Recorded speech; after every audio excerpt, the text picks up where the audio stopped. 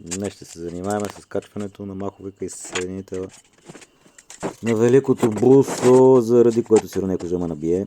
Емиле. Приготвяме си малко болчета. Тук съм напасвам малко ламаринката. Лепило си взимаме от аптеката. Върткаш, още лепило от аптеката. Това е много хубаво лепило. С него дето си лепи и гречките.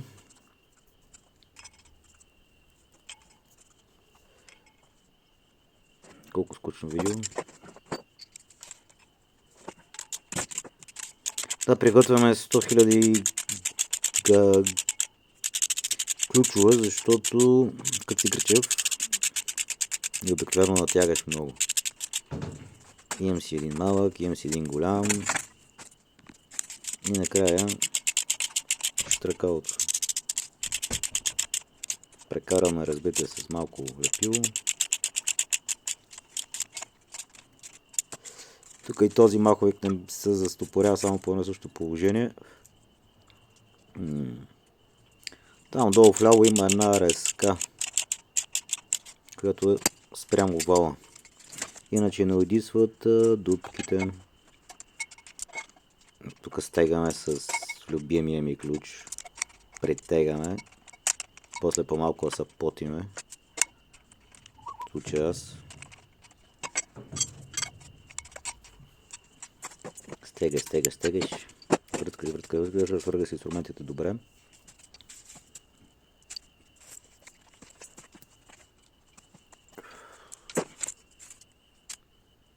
Настройваме си штракалото.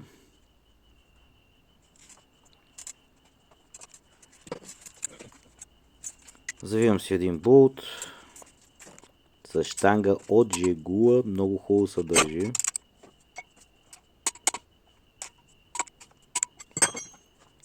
По инструкция на Москва си ги бележа да знам къде се намирам.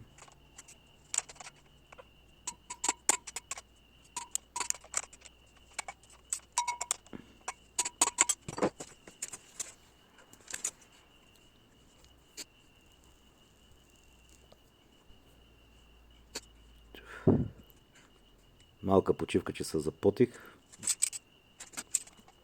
И наново. Де е бе щангата? Опа.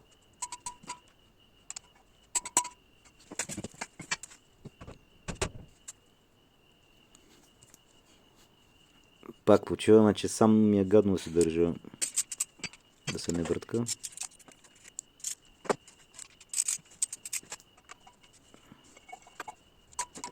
Аз съм се ги маркирал, за да знам къде е водоравно, защото горе-долу съм прекарал на горна мъртва точка, за да не ми бяга после центровката. Да ми е по-лесно да си я намеря.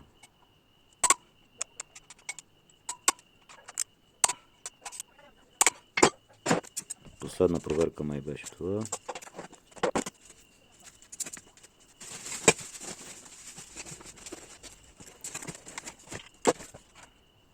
На новия съединител Валео. Бая Мил си го донесъл.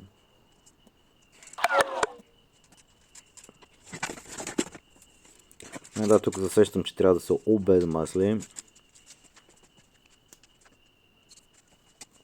Съответно спаря, както винаги е свършил. Почваш да псуваш, ходиш, ровиш. Ровиш,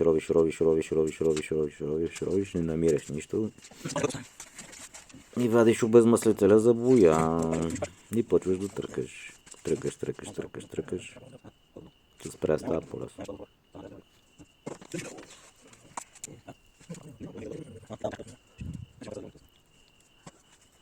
Тръкаш.